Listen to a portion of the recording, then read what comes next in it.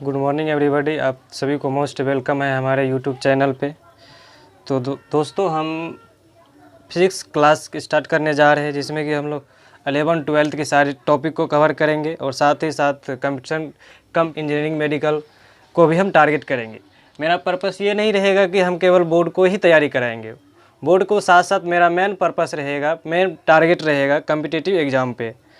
तो जो भी 9th-10th कर लिए हैं, जो इस बार अभी 11th में है या 12th में है या मेडिकल या इंजीनियरिंग की तैयारी कर रहे हैं, तो वो सब बच्चे मेरे क्लास को देख सकते हैं। तो सबसे पहले मैं आप लोग को ये कहना चाहता हूँ कि ये जो बच्चे जो कि 10th पास किए हैं इस बार, जिसकी एक मानसिकता बैठी हुई है दिमाग में कि फिज़िक्स को फॉर्मूला रट लेंगे, थ्योरी याद कर लेंगे, तो इस सबसे पहले इसको दिमाग से बाहर करना होगा। बताऊंगा कि फ़िज़िक्स कैसे पढ़ा जाता है, फ़िज़िक्स को कैसे पढ़ेंगे, फ़िज़िक्स क्या है। हम लोग स्टार्ट करेंगे आज। क्या स्टार्ट करेंगे? फिज़िक्स के सारा लेक्चर आपको इसी चैनल पे मिल जाएगा मेरा। तो हम लोग स्टार्ट करेंगे फिज़िक्स। तो फिज़िक्स क्या है? तो फिज़िक्स में देखिए हमें क्या जानकारी देता है, हाउ एंड वाई। फिज़िक्स के सब्जेक्ट में हम ओ माई गॉड कह के नहीं निकल सकते हैं, यह हमें हाउ एंड वाई हर जगह खोजना होगा। यानी हम क्यों और कैसे बोल पाते हैं, हम क्यों और कैसे देख पाते हैं। We can see how and why, we can hear how and why, we can say how and why. यानी कि हम कह सकते हैं फिज़िक्स क्या देता है, gives how and why of every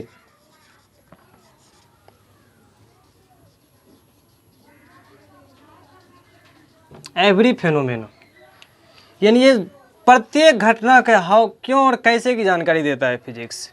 physics हमें क्या बताता है? प्रत्येक घटना की क्यों और कैसे की जानकारी हमें फिजिक्स दे देता है। तो ये फिजिक्स है, इसका हिंदी में क्या कहते हैं? इसका हिंदी का अर्थ क्या है? भौतिक, भौतिकी। इसका हिंदी अर्थ क्या है? भौतिकी। तो ये कहाँ से आया है?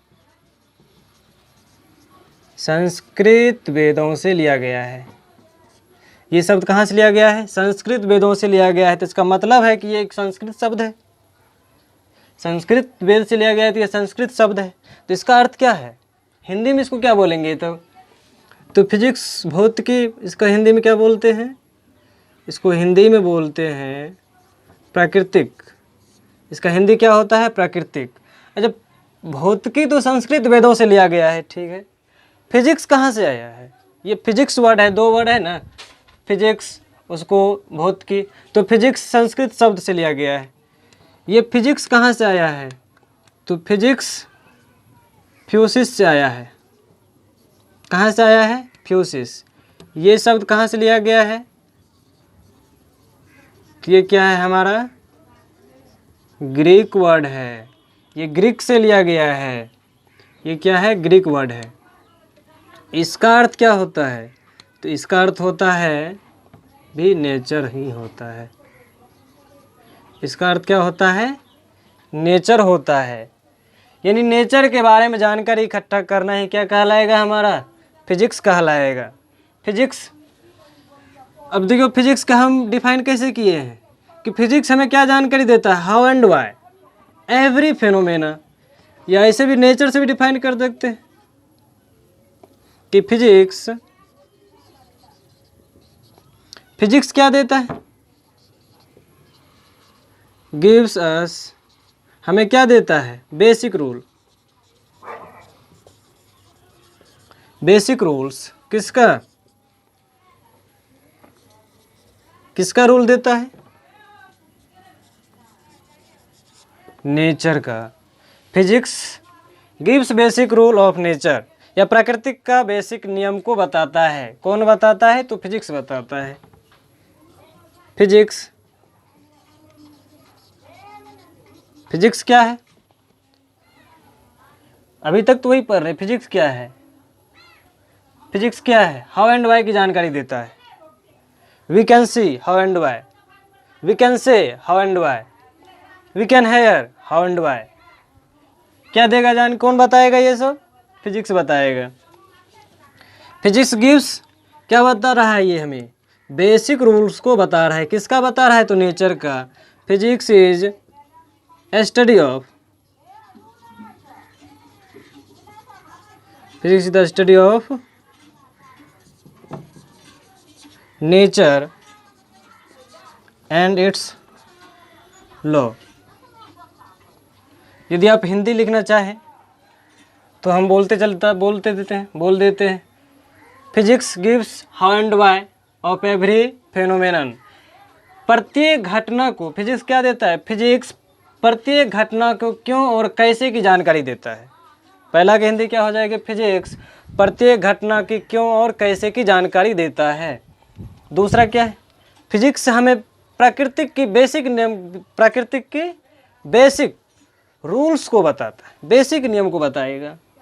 Physics is a study of nature and it's law. Physics क्या है, प्राकृतिक और इसके नियमों का अध्ययन करना ही हम क्या कहते हैं, फिजिक्स कहते हैं। प्राकृतिक का नियमों का अध्ययन करना ही क्या कहलाएगा, फिजिक्स कहलाएगा। कहीं भी अध्ययन, अगर नेचर का अध्ययन करेंगे तो किसके क्या कहलाएगा, हमारा फिजिक्स कहलाएगा। कि नेचर का भी डिफिनेशन हो सकता है। तो नेचर को डिफाइन हर इंसान अपने अपने अलग तरीके से किया जा सकता है। नेचर को जो जैसा समझा है वो ऐसे परिभाषित करेगा नेचर को, जिसको जैसा समझ में आया वो इस तरह इसको डिफाइन करेगा प्राकृतिक को। क्योंकि प्राकृतिक को हम कह सकते हैं ना, प्राकृतिक का कोई स्पेसिफिक डिफिनेशन नहीं हो सकता है, प्राकृतिक का स्पेसिफिक डिफिनेशन नहीं हो सकता है। क्योंकि प्राकृतिक में क्या इंसान का बस की बात है प्राकृतिक का निर्माण करना। प्राकृतिक में जो घटना हो गया है, जो साइंटिस्ट क्या कर रहा है, प्राकृतिक को ही ऑब्जर्व कर रहा है और हमें बता रहा है। वो नए नए कॉन्सेप्ट दे रहा है ऑब्जर्व करके कि ये घटना घटी है, कैसे घट गया, उसको ऑब्जर्व करेगा। कहीं क्या अगर एप्पल नीचे गिरा है तो किस वजह से गिरा है, प्राकृतिक का काम है कि ऊपर से कोई वस्तु गिर रहा है आप तो नीचे कैसे गिरा है, साइंस ऑब्जर्व किया कि ये कोई ना कोई फोर्स नीचे की ओर लग रहा है। अगर हम स्पेस में चले जाएंगे तो स्पेस में कोई वस्तु है तो वह तो न नीचे जाता है ना तो ऊपर जाता है। अगर ऐसा क्यों हो रहा है, अगर कोई हम पत्थर को फेंक रहे हैं कुछ दूर के बाद क्या हो रहा है, वह नीचे जाके गिरेगा। तो पत्थर कितना दूर जाके गिरा, कितना ऊंचा, मैक्सिमम हाइट कितना हुआ पत्थर का, यही सब किस में हम पढ़ेंगे, फिजिक्स में।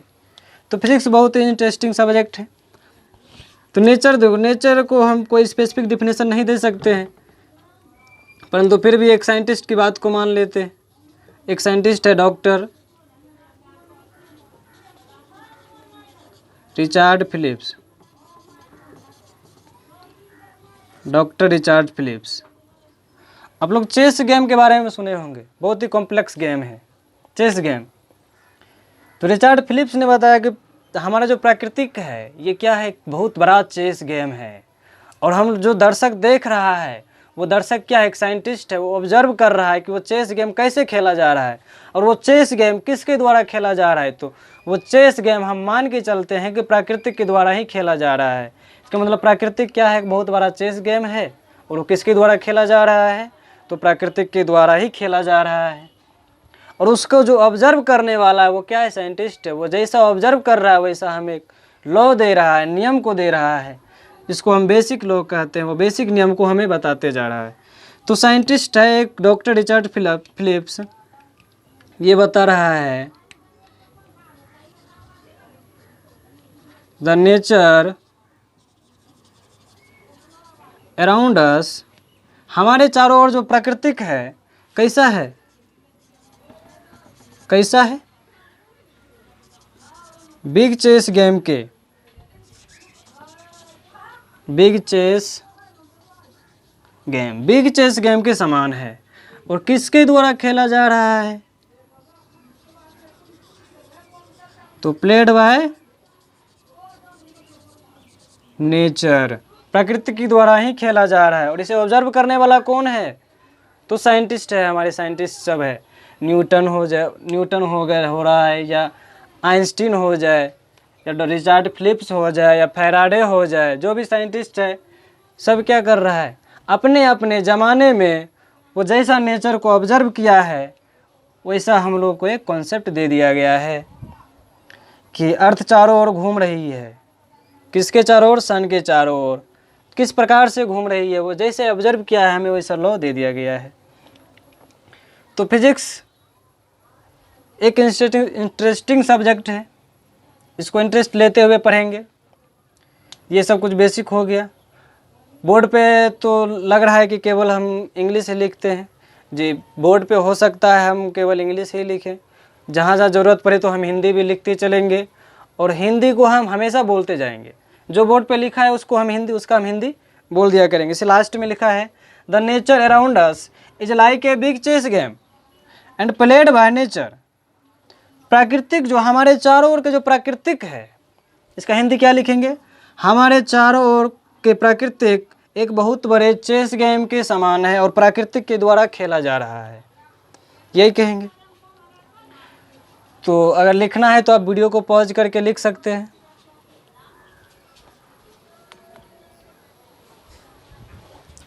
तो चलिए अब आगे स्टार्ट करते हैं। तो हो सकता है उन बच्चों को डिफ़िकल्ट लगे जो कि 9 और 10th में साइंस को अच्छे से नहीं पढ़े हैं, तो मैं उन बच्चों को भी ध्यान में रखते हुए फिजिक्स को बिल्कुल जीरो से स्टार्ट करेंगे, बिल्कुल जीरो लेवल से स्टार्ट करेंगे और एक हाई लेवल तक जाएंगे, एक हाई लेवल तक जाएंगे, ताकि आप लोग से मेडिकल और इंजीनियरिंग के क्वेश्चन भी आसानी से हो सके। मेरा यही मेन पर्पस है। तो फिजिक्स है, इसको समझने से पहले आपको ध्यान में रखना होगा कि फिजिक्स को पढ़ने से पहले क्या क्या चीज़, क्या क्या बातें ध्यान में रखना होगा।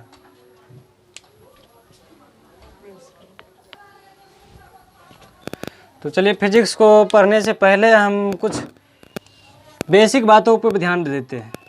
बेसिक बात क्या है? तो फिजिक्स पढ़ने से पहले आपको मैथमेटिक्स की जानकारी होनी चाहिए, बेसिक जानकारी होनी चाहिए मैथमेटिक्स की।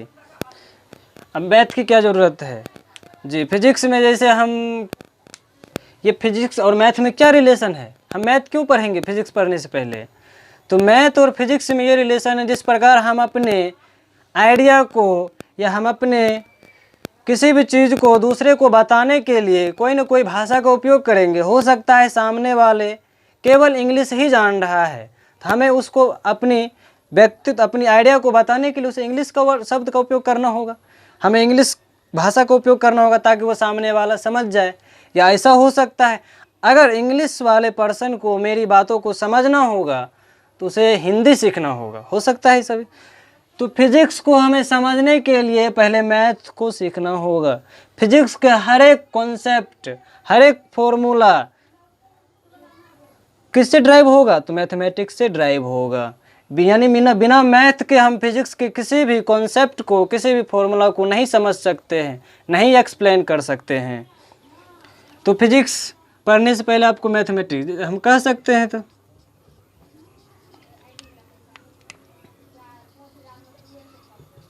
मैथमेटिक्स इज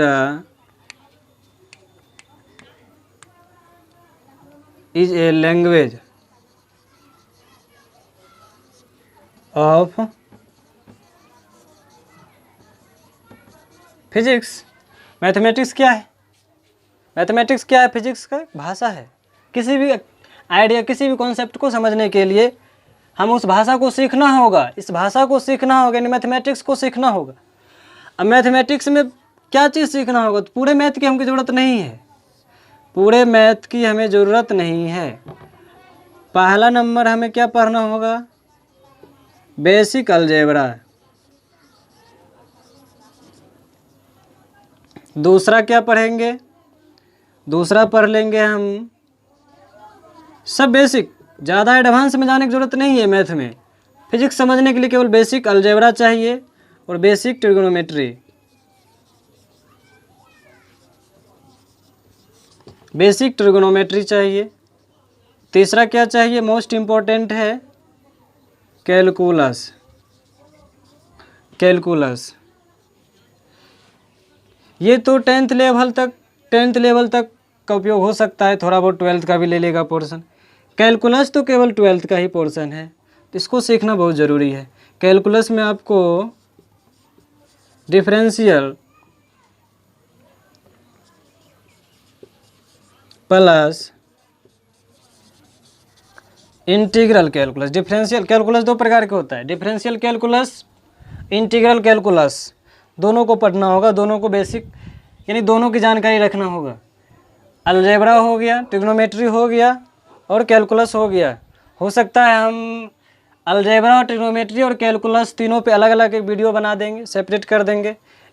अगर नहीं हो तो हम फिजिक्स जब पढ़ाएंगे तो उसके साइड में हम अलजेब्रा या जो भी मैथमेटिक्स टर्म आएगा उसको भी डिस्कस करते चलेंगे। या ज़्यादा आप लोग के लिए फ़ायदेमंद होगा कि हम इसको अलग अलग वीडियो बना देंगे, आप उसको देख लीजिएगा तो वो ज़्यादा फ़ायदेमंद रहेगा। तो मैथमेटिक्स की यही 3 गो चीज़ चाहिए पढ़ना होगा। जैसे कि न्यूटन साहब, एक साइंटिस्ट में एक नाम आता है न्यूटन। फिजिक्स अगर बोला जाएगा फादर ऑफ फिजिक्स कौन है? Father of physics Newton. इन्होंने जाते जाते एक शब्द कहा गया है, हम लोग को शब्द सीख बता गए थे क्या, कि जिंदगी जीने का मात्र 2 ही तरीके हैं। न्यूटन ने बताया था, क्या बताया था? कि जिंदगी जीने का मात्र 2 ही तरीका है। पहला क्या है? तो पहला आपको मानना होगा कि दुनिया में कोई चमत्कार नहीं होता है। दूसरा आपको मानना होगा कि दुनिया की हर एक वस्तु अपने आप में एक चमत्कार है। ये 2 शब्द हमें बता गए हैं। कौन बता गए? न्यूटन साहब, कि दुनिया में कोई चमत्कार नहीं होता है और दुनिया के हर एक वस्तु अपने आप में क्या है? एक चमत्कार है। तो मैथमेटिक्स का ये 3 गो टर्म पढ़ना है मैथमेटिक्स के लिए। यानी मैथमेटिक्स क्या है? फिजिक्स की एक भाषा है। इसका मतलब है फिजिक्स समझने के लिए हमें मैथमेटिक्स को समझना बहुत ज़रूरी है। तो ये 3 चीज़ हम पढ़ेंगे। उसके बाद क्या है, तो हम अभी आप लोग के बीच इसकी कुछ भाषा लिख देते हैं।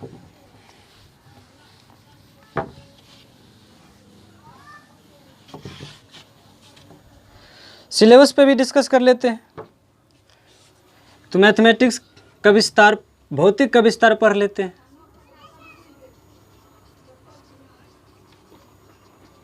Expansion of physics.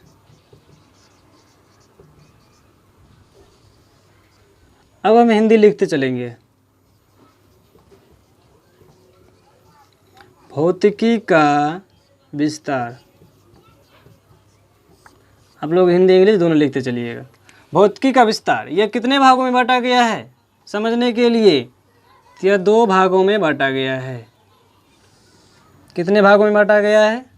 2 भागों में। पहला है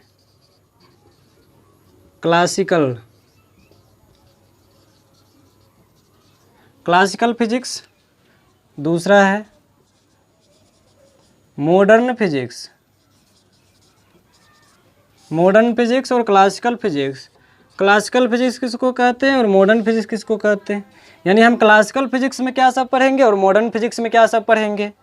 तो क्लासिकल फिजिक्स किसको कहेंगे?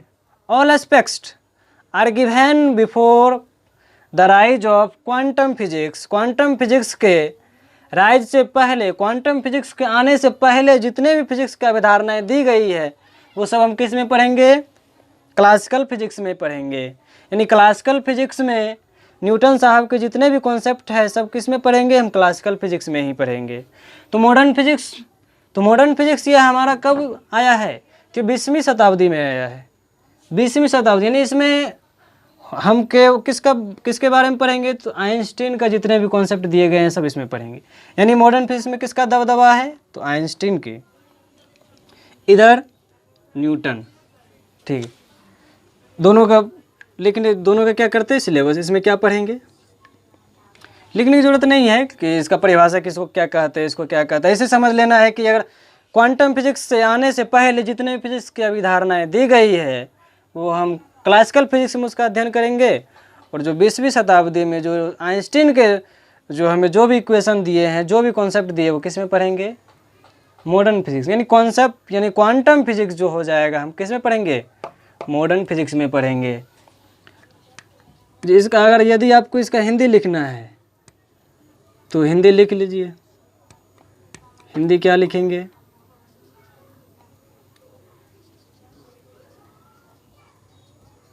चिरसम्मत भौतिकी।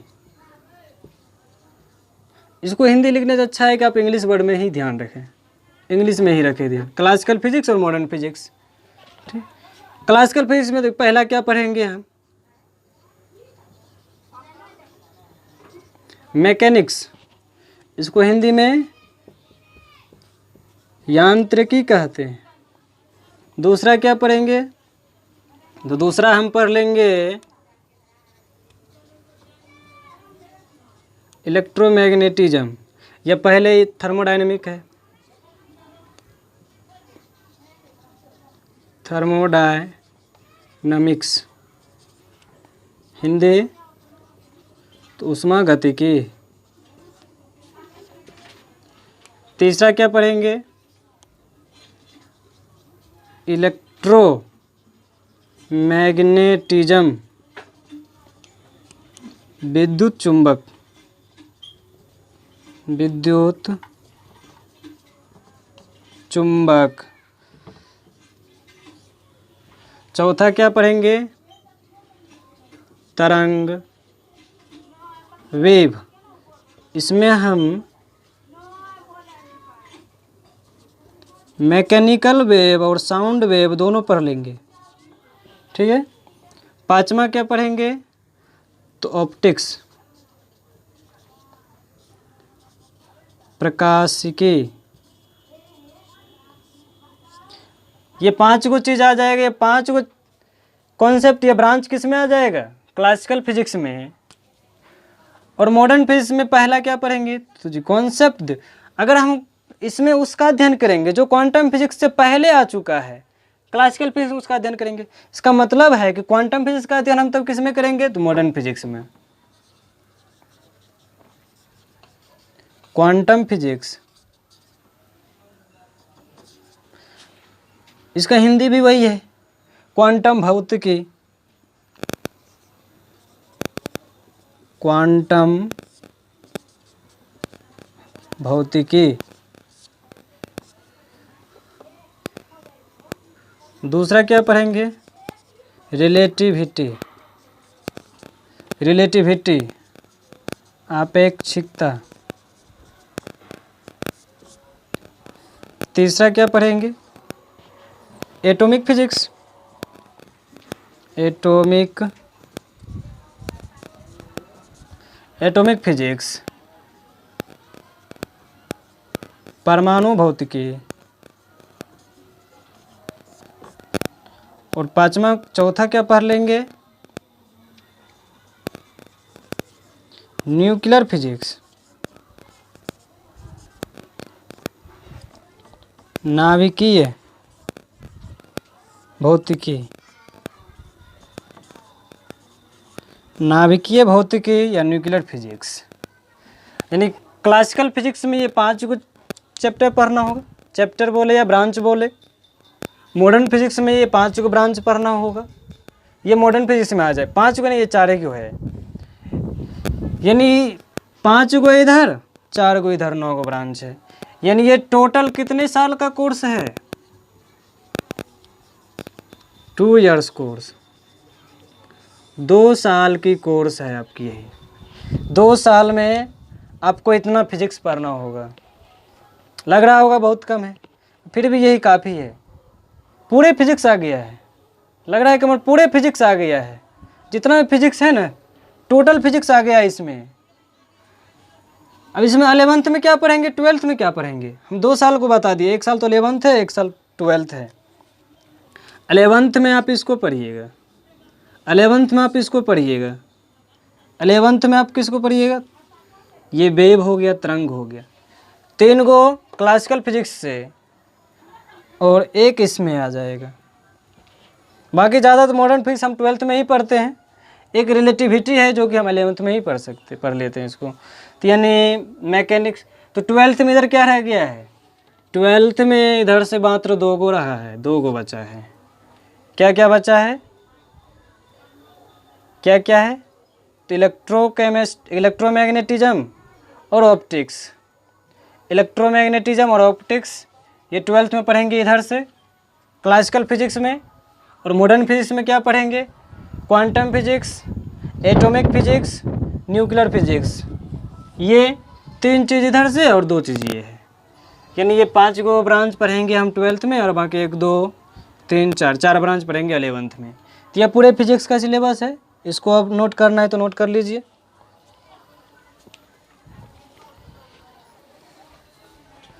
हो गया होगा नोट अब।